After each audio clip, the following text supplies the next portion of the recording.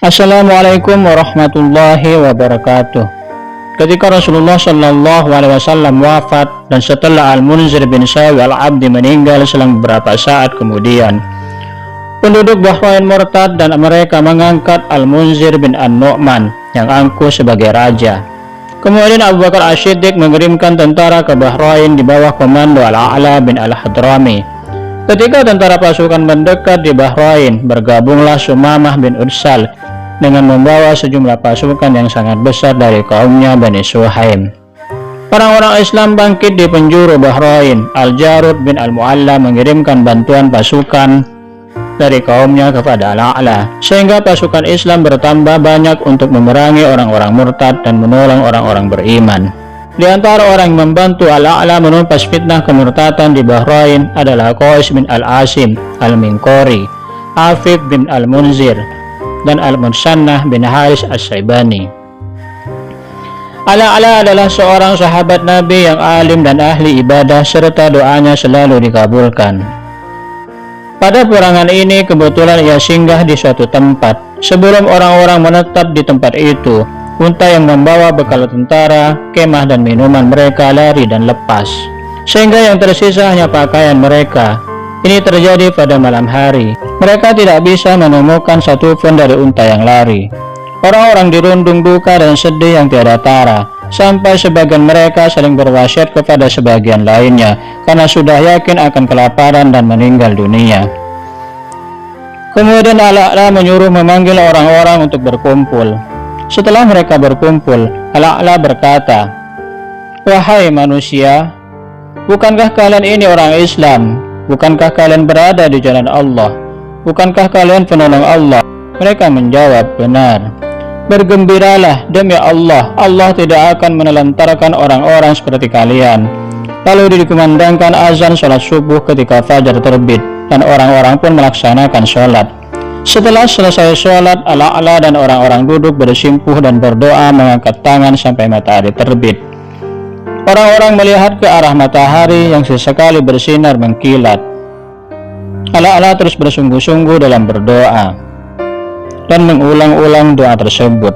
Ketika sampai yang ketiga kalinya, tiba-tiba Allah mendatangkan di samping mereka kolam air besar. Lalu orang-orang berjalan menuju kolam tersebut untuk minum dan mandi di dalamnya. Belum sampai matahari siang meninggi, tiba-tiba unta-unta mereka dengan barang bawaannya datang dari berbagai penjuru. Tidak ada satupun dari mereka yang kehilangan barang mereka walaupun hanya satu tali. Kemudian mereka menggiring unta-unta tersebut minum sampai puas. Kejadian yang dialami mereka ini merupakan tanda-tanda kebesaran Allah yang diperlihatkan kepada pasukan perang ini. Ketika Al-A'la mendekati pasukan musuh, orang-orang murtad telah berkumpul dalam jumlah yang sangat besar. Melihat itu, ia dan pasukannya lantas turun dan berhenti di tempat yang saling berdekatan. Ketika pasukan Islam memasuki malam hari, tiba-tiba Al-A'la mendengar suara keras dari arah pasukan murtad. Al-A'la berkata, "Siapa orang yang akan mencari tahu kabar berita mereka?" Maka Abdullah bin Hassab bangkit dan menyusup ke pasukan musuh dan mendapati mereka sedang mabuk dan tidak sadar. Lalu ia kembali memberi kabar kepada Al-A'la. Dengan seketika Al-A'la menaiki kendaraan bersama pasukan, menyerang musuh dan membunuhi mereka satu persatu. Dan sedikit dari mereka yang berhasil melarikan diri. Al-A'la menguasai semua harta benda dan barang bawaan mereka. Harta rampasan yang kaum muslimin dapatkan adalah harta rampasan yang sangat besar. Al-Huttam bin Rubai'ah, saudara Bani Qais bin Sa'labah, pemimpin mereka sedang tertidur lalu bangun dan terkejut melihat pasukan Islam menyerbu mereka. Ia segera bergegas menaiki kudanya, akan tetapi pelana kudanya terputus dan ia berteriak, "Siapa yang bisa memperbaiki pelana kudaku?" Maka datanglah seorang dari pasukan Islam pada malam itu dan berkata, "Aku akan memperbaikinya untukmu. Angkatlah kakimu." Ketika kakinya diangkat, ia menebasnya dengan pedang. Al-Huttam berkata, "Bunuhlah aku." Ia berkata, "Aku tidak mau." Maka Al-Huttam jatuh tersungkur dan tiap kali ada orang melewat diminta untuk membunuhnya, dan tidak ada yang mau. Sampai Qais bin Al-Asim lewat di depannya. Lalu Al-Huttam berkata, "Aku adalah Al-Huttam, bunuhlah aku." Lalu ia membunuhnya. Ketika Quraisy mendapati kakinya telah terputus, ia menyesal telah membunuhnya dan berkata, "Alangkah buruknya aku, seandainya aku tahu kondisinya, aku tidak akan melakukannya." Kemudian orang-orang Islam mengejar pasukan yang kalah, membunuh mereka dalam tiap kesempatan di jalan. Mereka yang selamat dan berhasil lari pergi menuju Darin dengan menaiki perahu. Kemudian Ala mulai membagi harta rampasan, dan setelah selesai, ia berkata di depan orang-orang Islam, "Pergilah kalian bersama kami ke Darin untuk memerangi musuh-musuh di sana." Mereka pun setuju. Lalu ia dan pasukannya berjalan ke arah pantai untuk menaiki perahu. Ala melihat jarak yang ditempuh sangat jauh untuk bisa mengejar musuh.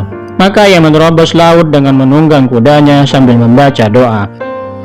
"Wahai Allah yang Maha Penyayang, yang Maha Bijaksana, yang Maha Mulia, yang Maha Esa, yang menjadi tempat bergantung, yang Maha Hidup, yang Maha Berdiri sendiri, yang Maha Agung, yang Maha Mulia. Tidak ada Tuhan selain Engkau, wahai Tuhan kami." Kemudian ia memerintahkan pasukannya untuk membaca doa itu dan menerobos lautan. Mereka melakukan itu dan menyeberangi perairan dengan izin Allah dalam bentuk pasir yang padat. Di atasnya ada air yang tidak menggenangi kaki unta dan kuda.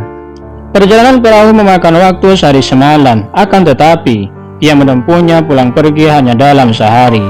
Ala tidak memberikan kesempatan kepada musuh sedikit pun. Ia menggiring wanita, anak-anak, binatang ternak, dan harta benda. Pasukan Islam tidak kehilangan barang sedikit pun kecuali tali kuda ketika menerobos lautan, dan Ala berhasil menemukannya lagi.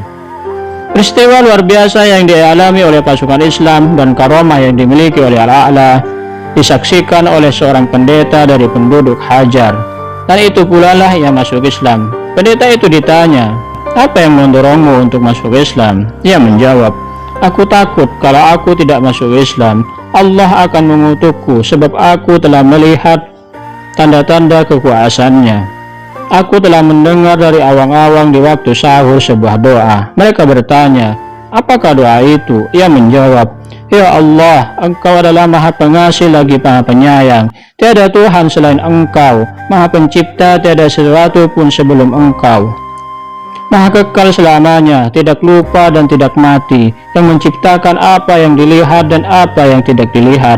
Setiap hari Engkau dalam urusan, Engkau mengajarkan ilmu kepada segala sesuatu." Lalu ia berkata, "Maka aku tahu bahwa mereka tidak dibantu oleh para malaikat kecuali mereka dalam perintah Allah."